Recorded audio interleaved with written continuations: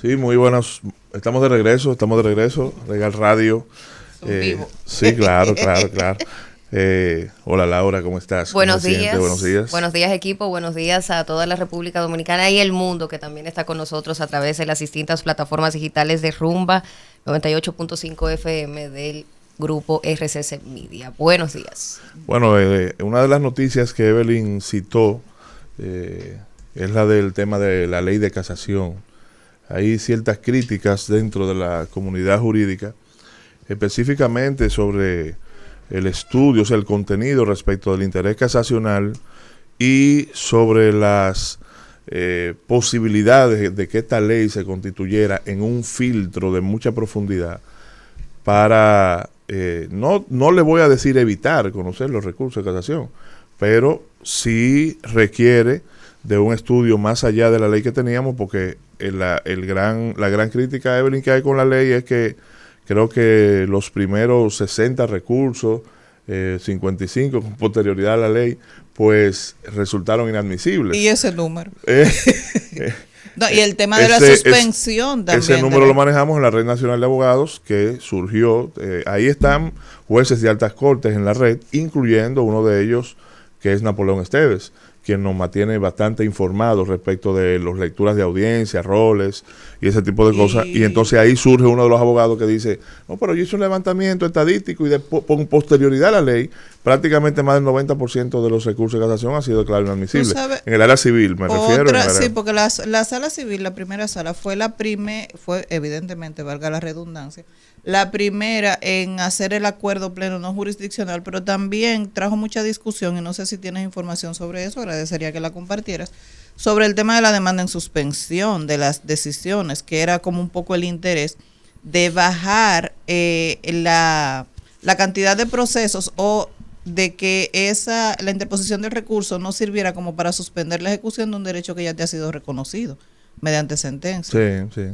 Y bueno, ha corrido mucha tinta respecto de el tema del interés casacional también. Y con relación a la demanda de suspensión, sabes que me llena de curiosidad el hecho de el precedente que ha fijado el Tribunal Constitucional de que cuando es posible indemnizar o reparar el daño recibido a raíz de un recurso, repararlo económicamente, no procede la suspensión de la decisión recurrida. Entonces, como que puede darse el famoso choque de trenes dependiendo de la naturaleza de cada caso. No sé, me gustaría escucharte respecto de ese. Sí, no, realmente ese es el tema. Hay que ver cuáles son los filtros que han sido fijados para el tema de la admisibilidad de esa demanda en suspensión.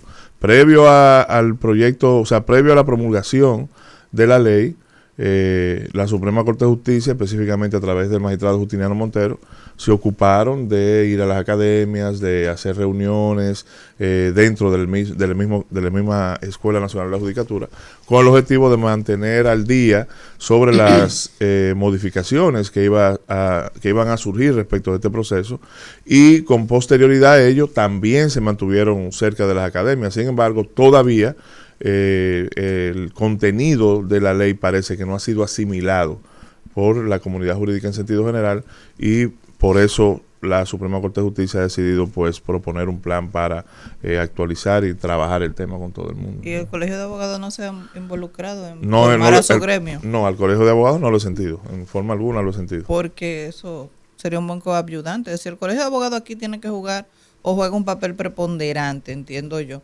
de poder formar a esos abogados que no tienen, o los abogados que viven en ejercicio diario en los tribunales, que son los más, y son quienes menos acceso tienen, o a un gran número no tienen acceso, por ejemplo, a esas actividades que tú estableces que se han formado en la academia. Supongamos la misma Universidad Católica de Santo Domingo, por mayor que sea el interés de esta universidad, lo cual nos consta en tu persona, es imposible que forme un número de abogados que no, por ejemplo, que no pertenezcan al cuerpo docente, que no formen parte del cuerpo estudiantil, si la academia en sentido general no es suficiente para formar a los abogados y mantenerlos al día en estas novedades, porque recordemos que realmente la dinámica legislativa de este año ha sido interesante. No, pero claro, nosotros de hecho hemos conversado con el doctor Antoliano Peralta sobre la necesidad de un diplomado en actualización del derecho.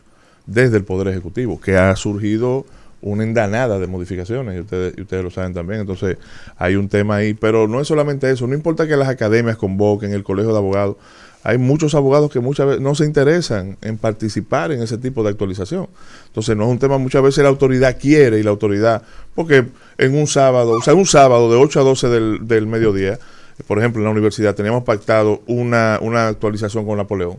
Y Napoleón llamó a Vanessa, y Napoleón llamó, y se llegaron de un momento a otro los jueces de la Suprema Corte de Justicia, y estuvimos ahí de 8 a 12 haciendo debate sobre la ley de casación. O sea, hay un interés por parte de la autoridad de que la información llegue. Sin embargo, el asunto no camina muchas veces por el interés mostrado por los mismos abogados. Bueno, pagarán sus consecuencias, porque es una ley de corte procesal que es de aplicación inmediata, y es lo que tenemos, así que hay que adecuarse. Don Joel, dígame.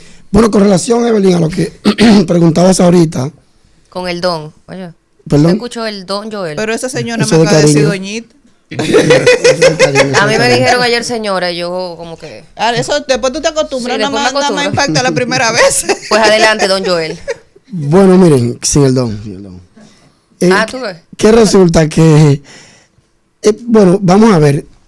Los abogados, creo que del caso Calamar, de Donald Guerrero, tú me preguntabas con relación a un recurso de inconstitucionalidad o una acción constitucional. Una revisión constitucional. Tanto de Donald Guerrero como de José Ramón Peralta. Exacto, ambos. lo que me impacta es la etapa en la que se encuentra el proceso.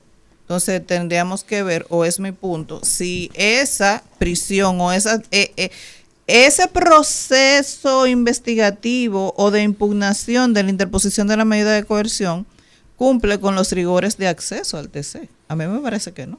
Lo que pasa es que yo creo que en el caso específico de Donald Guerrero, sí, en el caso específico de Donald Guerrero, ellos elevaron una acción lo comentamos aquí, incluso una acción de amparo por la ilegalidad de la prisión. Eduardo, el abogado Eduardo López. Un amparo por No, perdón. Es habeas corpus. José Ramón Peralta. Un habeas corpus. Sí, eso lo discutimos, que son Emery y Manuel. Exacto. Entonces, en ese caso específico, me parece que la decisión que sobrevino a propósito del habeas corpus fue la que fue revisada constitucional, ante el Tribunal Constitucional. ¿Me entiendes? Ok, es posible. Es decir, que ahí sí tendrían habilitado el recurso, por lo menos para el examen por parte del Tribunal Constitucional, no necesariamente que la decisión le favorezca, de que creo que es mi punto de vista, bueno, ya lo discutimos aquí en aquel momento. Sí, el tema del artículo 100 de la ley que rige el Tribunal Constitucional, pues está presente en la condición en que se encuentra el proceso, la etapa que actualmente está agotando el proceso, y sería muy interesante ver cuál va a ser el punto o la postura fijada por el Tribunal Constitucional en razón de este proceso, porque recordemos que eso va a ser como una especie de legislación a futuro, en virtud de que son vinculantes los precedentes del TC, y lo que diga el TC es lo que se va a cumplir respecto a esa prisión. Sí. La línea fina ahí es la siguiente, y es que, como discutimos en otra ocasión, el punto está en determinar si el juez del habeas corpus tiene potestad para conocer de la irracionalidad de la prisión preventiva. Lo que pasa es que la ley habla de legalidad y de algunas condiciones a las que obliga al juez de la revisión de la medida a, digamos, a revisar. Pero ¿qué ocurre? Que hay otras que no están expresamente consignadas y que para ello se han establecido los accionantes que es necesario activar al juez del habeas corpus para que analice esa parte, en el caso de la irracionalidad, por ejemplo, de la prisión preventiva.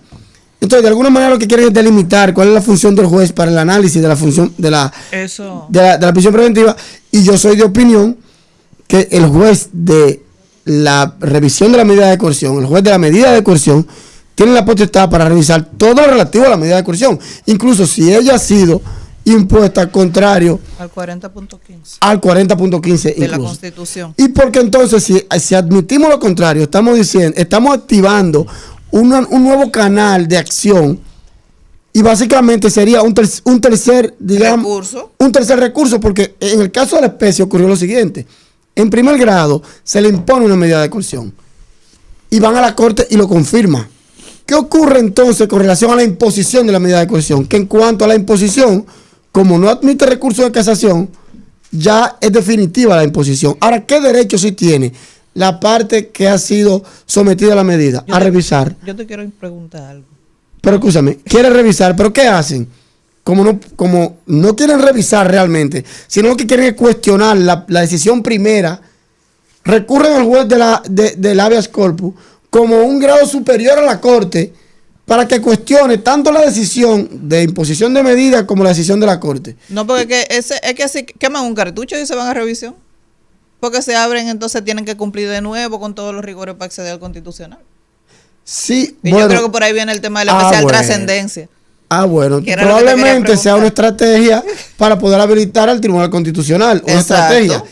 Exacto. Porque, reitero, hay una vía abierta para la discusión de la prisión. Ahí ¿Qué es? Ese es el meollo del asunto. Me preocupa un silencio que hay aquí en la Ese cabina. es el ¿Todo meollo, bien? No. ese es el Don meollo del Gustavo. asunto. No, porque en el programa pasado yo hablamos muchísimo del Pero tema. aquí, Miren, y esto ahora no es por ajuste.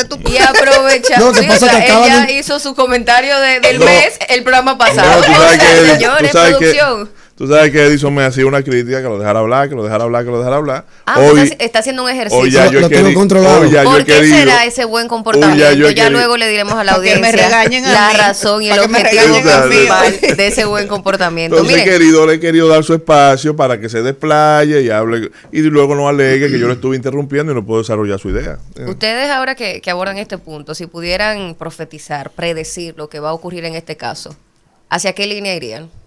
Mi línea es que el Tribunal Constitucional, a pesar de que fije postura respecto de la especial trascendencia, lo que va es a fijar la línea o delimitar las actuaciones del juez de la instrucción o el juez del habeas corpus respecto del ámbito de acción en cuanto a la proporcionalidad y la valoración de la proporcionalidad y la irrazonabilidad de la imposición de prisión preventiva para este caso. Tú sabes que ayer escuchaba yo, y con esto comunicar con el Dios mío, lo que voy a decir respecto de una actividad en que estuve, pero quiero decir la actividad primero y luego el cuento.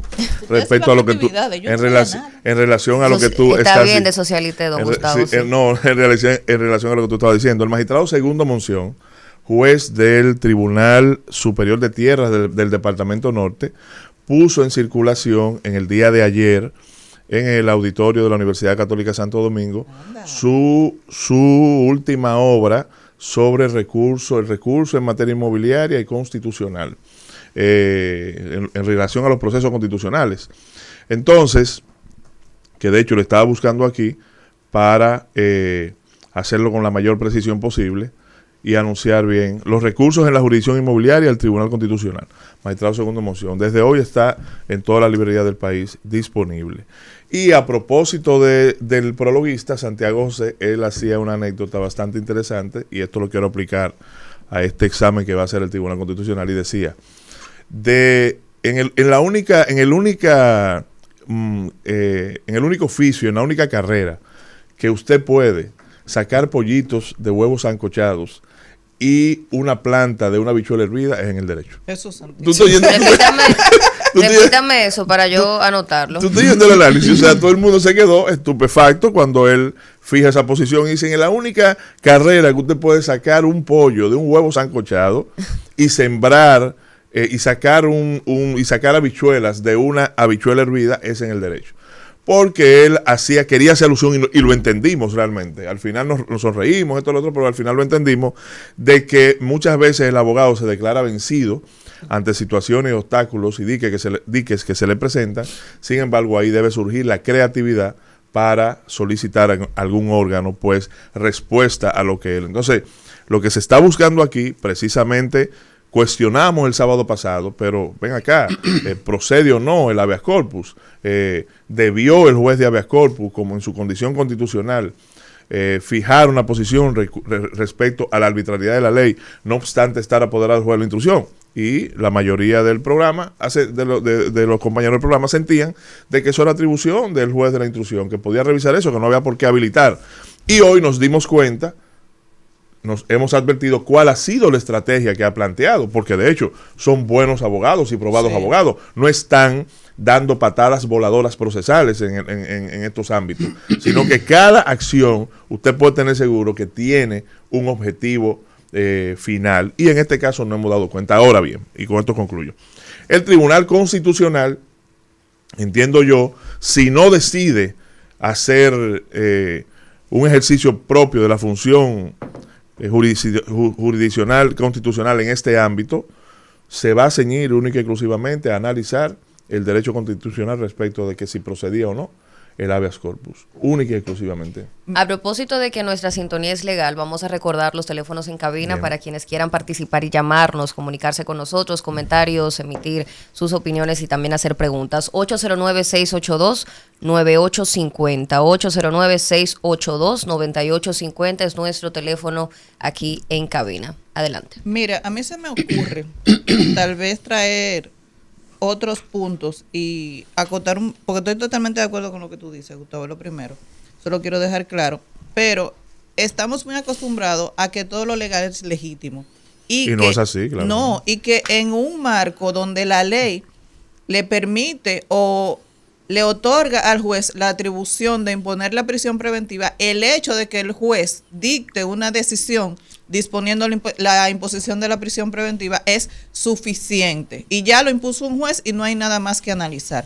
Yo entiendo que esta acción inteligentísima de los abogados, pues, de José Ramón Peralta, quiere abrir ese abanico de discusión, ampliar el radio de discusión, y que se entienda que lo adelante el juez de la instrucción en atribuciones de sea en la oficina de judicial de atención permanentes, o sea ya como juez control, tiene la potestad de evaluar la proporcionalidad y la razonabilidad y la racionalidad de la prisión preventiva como medida de coerción, porque el hecho de que sea la más grave no quiere decir que no es una medida de coerción, tiene la misma naturaleza que las demás, pero es a la que más se acude. Otro tema es, y era lo que traía también a cuento, se va a fijar el hecho de la especial trascendencia en este caso. Y yo pienso que a partir de ahí también el Tribunal Constitucional va a decir, mira, juez de la instrucción, cuando tú seas control de una medida de coerción o actúes como juez de habeas corpus, tú podrás evaluar estos y estos aspectos.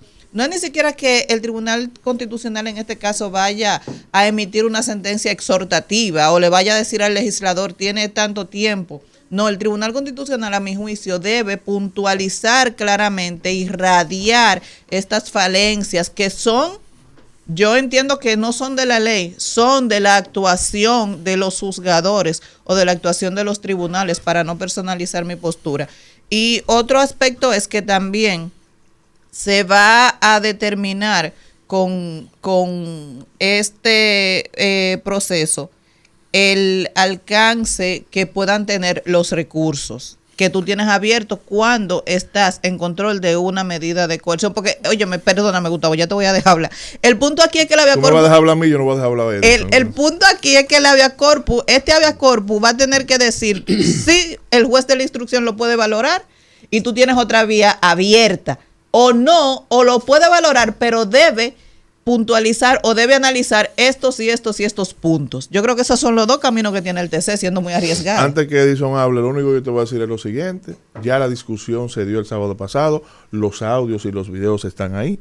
Cuando el Constitucional se pronuncie y favorezca tal vez cierta tendencia que yo acogí, vendré con mi sentencia en la mochila. ¿Para quién? Para Edison, para Manzano, que me estuvieron atacando el sábado pasado con el tema. ¿Entiendes? Pero entonces dale con el sábado. Tengo derecho. Cuenten todo. Yo vendré con mi sentencia. Cuando yo salgo por ahí me olvida todo.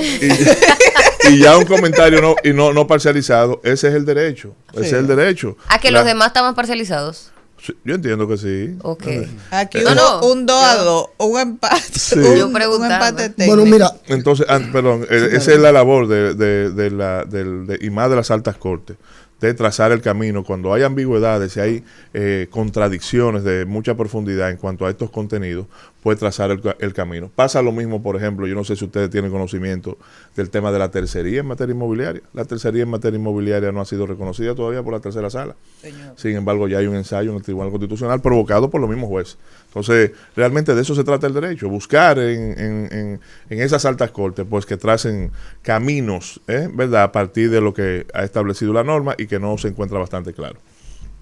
bueno, vamos a ver. La realidad es la siguiente. Esa discusión sobre el límite del juez de habeas corpus con relación a la prisión, a su intervención para la arbitrariedad de la prisión, se discute mucho y se ha discutido. Hay una sentencia famosa de la Corte Interamericana de los Derechos Humanos que la cita, inclusive la han citado muchos, la citaron incluso estos abogados en ese caso.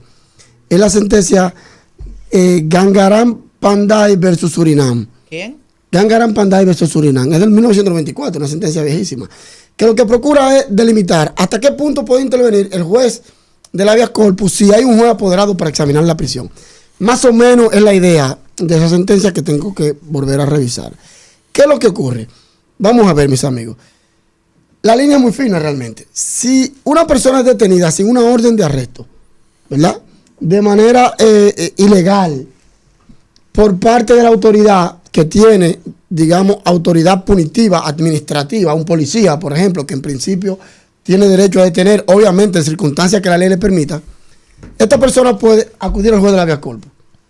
Perfecto, porque no hay de ninguna manera una orden judicial que justifique esa detención. Y en cualquier otro tipo de arbitrariedad de la prisión, acude al habeas corpus. Ahora, la discusión está en cuando ya está activada el sistema de justicia en base a un juez apoderado, que es el juez de la medida de coerción. ¿Por qué activar a la vez, paralelo, o dejar la posibilidad de que se active también el juez del habeas corpus? Aquí que está el sonido, aquí que está la discusión. Mire, básicamente lo que se trata es lo siguiente. Se quiere diferenciar la ilegalidad de la prisión de la arbitrariedad de la prisión. Y quiere decirte, todo lo relativo a la ilegalidad de la prisión lo conocerá el juez de la medida de coerción. Ahora, todo lo relativo a la arbitrariedad de la prisión lo conocerá el juez de la habeas corpus. Pero yo entiendo que eso no es correcto y ha sido mal interpretado, incluso la propia sentencia Gangaram Panday versus Surinam. ¿Por qué? Bueno, porque lo que se está estableciendo aquí es que aún frente a una arbitrariedad del sistema, el juez de habeas corpus pudiera actuar. Por ejemplo, si una persona, aún estando detenida conforme a una decisión que dicta el juez de la medida de coerción, en la cárcel, estando detenida, es azotada, digamos, es maltratada, torturada. O sea, hay una arbitrariedad en la forma de ejecutar la prisión. Tú dirías, bueno, en principio lo que la ley refiere al juez de la revisión de la medida es que revise la medida, no como está purgando, digamos, o como está padeciendo los rigores de la medida impuesta, en este caso la prisión preventiva. Bueno, tú puedes acudir entonces al juez del habeas corpus para discutir, mira, aquí esta persona está siendo sometida bajo tortura. Pero es que tú estás activando otro derecho constitucional que no es la libertad. Pero es la Activando forma, la integridad física. Sí, pero ok, pero ¿dónde acudir? Es la forma de la arbitrariedad de la prisión. Pues yo sigo manteniendo que es el juez control en este caso. A usted le dieron eso ahí para que lo vigile, mire. Todo lo que pase con eso es responsabilidad suya. Pero tú dijiste que no me dejes hablar, pero te lo estás cumpliendo. Para Sí, cerrar el claro círculo, que es una señora para responsable y cerrar- coherente. Para cerrar el círculo, lo que digo es lo siguiente. Pero ella lo que hizo fue un pequeño debate. Claro, Ella correcto. desarrolla. Correcto. No, pero para cerrar y que las ansiedades de Evelyn puedan cesar. Acuérdate que yo soy hembra. Ok. Estamos sujetas a ciertos casos. Ok. Mire, pero lo que quiero establecer es lo siguiente. Yo entiendo que no procede bajo ningún concepto, existiendo un juez apoderado de una medida de coerción, que se active un juez del habeas corpus, porque trae otro conflicto de competencia. Estamos diciendo, por ejemplo, miren este caso, la Corte de Apelación escuchó todos los argumentos de arbitrariedades del recurrente y dice, mira, la prisión fue ilegal por tal razón, no se leyeron sus derechos, fue arbitraria por tal razón, y escuchó un sinnúmero de argumentos en sede de corte, donde la parte accionante recurrente decía, eso constituye la prisión en arbitraria. La corte dice, yo no veo arbitrariedad, yo veo cumplimiento de la ley, en consecuencia ratifico la prisión que impuse. Digamos, ya un alto tribunal como la corte, por lo menos en la alzada a los jueces unipersonales de primer grado, juzgó esa prisión, juzgó esa arbitrariedad y dijo que no había nada. ¿Qué ocurre? Entonces van a un juez de habeas corpus para que analicen los mismos argumentos que la corte acaba de ver, pero ahora en su condición de juez constitucional de habeas corpus. Digamos ahora que el juez constitucional de habeas corpus vea lo que no vio la corte. Estamos viendo aquí algo interesante, y es como un tribunal colegiado de mayor, digamos, en la esfera de lo jurisdiccional, de mayor jerarquía, está siendo cuestionado por un juez unipersonal que vio lo que la corte no vio. No, lo que pasa es que la corte, aunque se lo solicitemos, no tenía capacidad legal para verla porque la ley no se lo permite. No es cierto. Mire, el derecho constitucional está destinado de forma tal, vertical y horizontalmente, que donde quiera que tú alegues la violación a un derecho constitucional, el juez que está ahí se activa inmediatamente y debe resolverla. En consecuencia, si lo alegaste en la corte, no puedes activar el juez de amparo. Entonces, pero ya él está de acuerdo contigo. Yo está de acuerdo casi, contigo. Entonces, yo digo lo que el constitucional, perdón. Incansable búsqueda de la razón. Perdón. ¿Quién está de acuerdo conmigo? No, tú sabes que no estamos de acuerdo. No, estoy diciendo precisamente que si la corte ya conoció el proceso y determinó activar un juez de habeas corpus, no es correcto porque hay un juez. Bien, pero hay una vía apoderada, entonces, que es el juez de la revisión. ¿Tú sabes dónde pudiera venir la creatividad del Tribunal Constitucional en ese sentido? ¿Por dónde pudiera trazar una línea del Tribunal Constitucional? Así como la sentencia en última instancia, la sentencia definitiva de la Suprema Corte de Justicia, están siendo revisadas jurisdiccionalmente por el Tribunal Constitucional, pudiera crearse un modo excepcional cuando se den violaciones groseras a derechos constitucionales. ¿Cómo lo hizo? Perdón, yo no sé si ustedes recuerdan, Sí, es así. Pues se pueden dar, Gustavo, con posterioridad al arresto, pero cuando, si ya un juez de primer grado dijo, este arresto es legal, este arresto procede, y en consecuencia impongo prisión preventiva porque además circunstancias se dan, tú no puedes decir ahora mismo que ese juez que determinó y analizó todo eso, que fue a la corte, lo revisó, vio los alegatos de arbitrariedad y no encontró esa arbitrariedad en el caso de la especie, tú no me puedes decir a mí que luego van a activar un juez de habeas corpus para que, como alzada en último grado, diga, se equivocó el juez que la impuso. Entonces, porque hay un cuestionamiento en este caso. Todo es posible, pero estoy diciendo que lo puede habilitar, guardando la distancia, guardando la distancia, porque no estamos hablando. Claro, un temor que me da. Perdón, no estamos hablando tal vez en principio de algo parecido, pero sí de algo que rompió con la regla, no logró reconocimiento en la Suprema y no logró reconocimiento en el Constitucional, pero se hizo la diferencia en un momento. Yo no sé si ustedes recuerdan dos decisiones, creo que fue la segunda sala de la Corte de Apelación, en donde habilitó la posibilidad de recurrir al auto de apertura a juicio cuando se tratara de violación grosera de derechos constitucionales. Entonces, eso tú me dirás, bueno, pero eso es una locura. No encontró reconocimiento en las altas cortes, perfecto. Pero cuando tú me dices a mí aquí, Edison ahí en esa parte tiene razón, te dice, óyeme, pero lo revisó el juez control, vino y lo confirmó la Corte de Apelación y no verificó violación a derechos constitucionales. Tiene que verificar primero, se le habilitó la posibilidad de constitucionalmente, en su condición de juez constitucional, a través, por ejemplo, del control difuso, para que conocieran algún tipo de reclamación. Espérate, pero déjame decirle que tengo la instancia de habeas corpus aquí, les voy a decir, eso era lo que yo venía como a plantear, porque es que ya hoy yo voy a provocar únicamente. Dice la instancia que interpone el habeas corpus. Lo mismo sucede con la segunda circunstancia descrita en el referido artículo 227, porque están pidiendo la inconstitucionalidad de varios artículos del Código Procesal Penal en un recurso de habeas corpus. Y en la revisión. Tienen que dármela. Démela, por favor. Óyeme, el peligro de fuga. Estoy diciendo que están habilitando la vía de hace rato. Espérate, que el peligro, el propio legislador exige tomar en cuenta para determinar el peligro de fuga.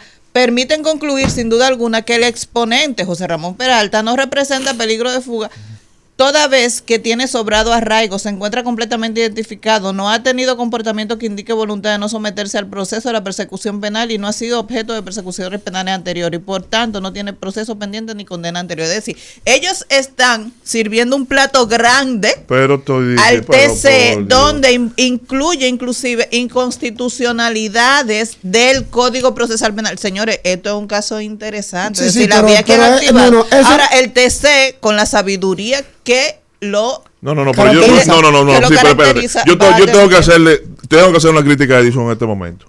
Porque es que cuando él tiene una posición cerrada, yo no lo entiendo. O sea, Edison es una persona, un profesional excesivamente creativo en el proceso. Peligroso, o sea, sí. Peligroso y creativo. Y a veces asume posiciones de cierre que yo no lo entiendo. ¿Cómo cuál qué? Como esta, por ejemplo. O sea, yo digo, no, mira, yo de verdad, sí, yo le traigo este caso y decir, mira, Edison, vamos a apoderarnos de este caso para resolver esto. ¿Por qué fue que ustedes se sentaron de aquel lado los dos? Yo no entiendo. No, yo no. Ya yo sé lo que le pasó. Usted se quedó marcado. O sea, yo lo siento con una posición cerrada, señor. Siéntate allí. Mira, Gustavo, para finalizar de mi parte, Gustavo, mira que yo digo. Por ejemplo, yo respeto el ingenio de los abogados, la creatividad de crear mecanismos para varias cosas. Número uno. Porque tú no eres abogado.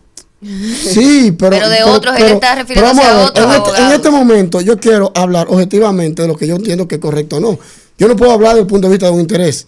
Entonces yo respeto ese ingenio. Ahora, por ejemplo, tú activar un recurso de inconstitucionalidad directa de una ley a través de un habeas corpus que ya tú vienes padeciendo supuestamente desde el momento de la interposición de la medida, es decir, en el momento que se impuso la medida de coerción, ellos entendían, inclusive lo están cuestionando en habeas corpus porque lo entendieron de un primer momento y lo alegaron que era incorrecta la prisión por todas las razones que han puesto.